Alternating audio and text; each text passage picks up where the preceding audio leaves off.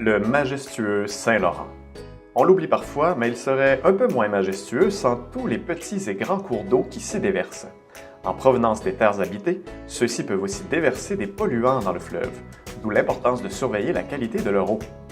Parmi ces affluents, il y a la rivière Beauport, qui se jette dans le fleuve à l'est de la ville de Québec. Je m'appelle Tiffany Rivière, je travaille pour le groupe d'éducation et d'éco-surveillance de l'eau, aussi appelé le G3E.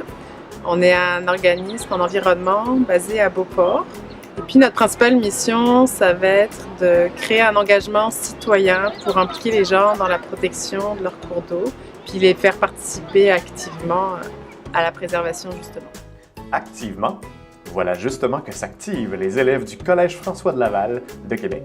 En ce matin de printemps, ils viennent prêter main forte au G3E pour mener des analyses sur la rivière Beauport.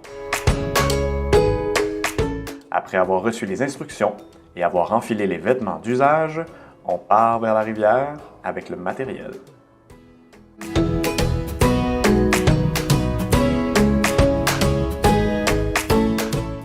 On étudie la rivière Beauport aujourd'hui. La rivière Beauport est une rivière située en milieu urbain.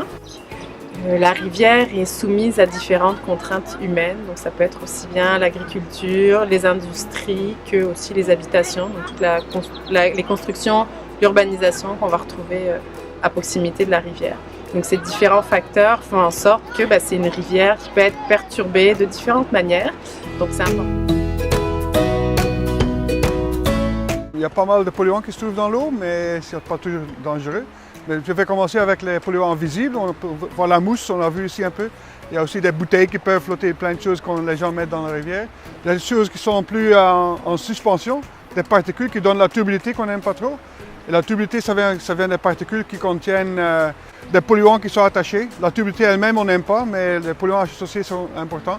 Il peut y avoir des pathogènes, des métaux lourds, des hydrocarbures, du pétrole qui peut attacher, qui va se déplacer. Puis il y a aussi dans l'eau dissous, il y a pas mal de polluants aussi qui peuvent se trouver là-dedans.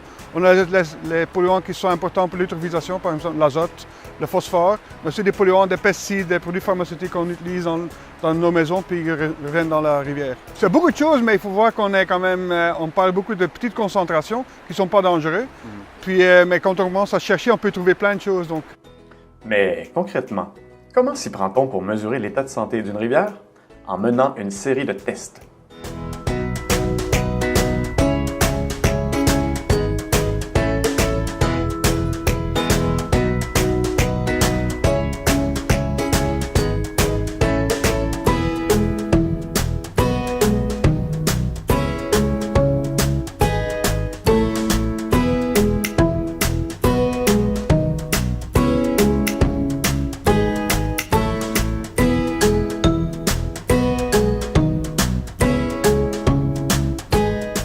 Les macroinvertébrés benthiques sont des petits organismes qu'on peut voir à l'œil parce que c'est macro. Puis c'est intéressant pour voir la biodiversité qui se trouve dans le cours d'eau, donc la qualité de l'écosystème qui est là.